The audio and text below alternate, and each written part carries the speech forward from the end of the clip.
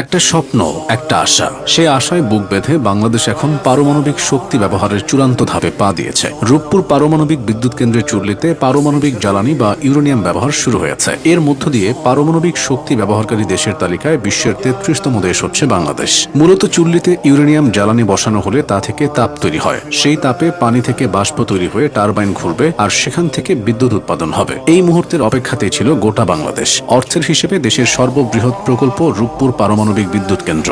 ২০১৬ সালে ১,১৩,০৯৩ কোটি টাকা প্রাথমিক ব্যয়ে এই প্রকল্পের নির্মাণ কাজ শুরু হয়। মূল পরিকল্পনা অনুযায়ী ২০২৪ সালের ডিসেম্বরে প্রথম ইউনিট এবং ২০২৫ সালের ডিসেম্বরে দ্বিতীয় ইউনিট থেকে বিদ্যুৎ পাওয়ার কথা ছিল। তবে গণ অভ্যুত্থানের পর এটা বাস্তবায়ন বিলম্বিত হওয়ায় এই লক্ষ্যমাত্রা অর্জন করা সম্ভব হয়নি। তবে আনুষ্ঠানিকতা শুরু হওয়ার পর এখন থেকে ধাপে ধাপে পরীক্ষামূলকভাবে বিদ্যুৎ উৎপাদন শুরু হবে। ২০২৬ আগস্টে এখান থেকে জাতীয় গ্রিডে ৩০০ মেগাওয়াট বিদ্যুৎ সরবরাহ শুরু হতে পারে। আর এটি পুরোদমে চালু হলে বাংলাদেশের বিদ্যুৎ খাতে আমূল পরিবর্তন আসবে। পরমাণু জ্বালানি ব্যবহার করে বিদ্যুৎ উৎপাদন করার ফলে সরবরাহ যেমন বাড়বে, খরচও অনেক কমবে। ২০১৬ সালে নির্মাণ কাজ শুরু হলেও দেশে পারমাণবিক শক্তি ব্যবহারের উদ্যোগের শুরুটা ১৯৬১ সালে। রূপপুরের জমি অধিগ্রহণের কয়েক বছর পর প্রকল্পটি বাতিল করে দেয় তৎকালীন পাকিস্তান সরকার। স্বাধীন দেশে এ নিয়ে আবার উদ্যোগ নেওয়া হয়। ১৯৯৫ সালের জাতীয় জ্বালানি নীতিতে পারমাণবিক শক্তিকে একটি সম্ভাবনাময় বিকল্প জ্বালানি উৎস হিসেবে অন্তর্ভুক্ত করা হয়। ২০১১ সালে বাংলাদেশ সরকার ও রুশ ফেডারেশন সরকারের মধ্যে একটি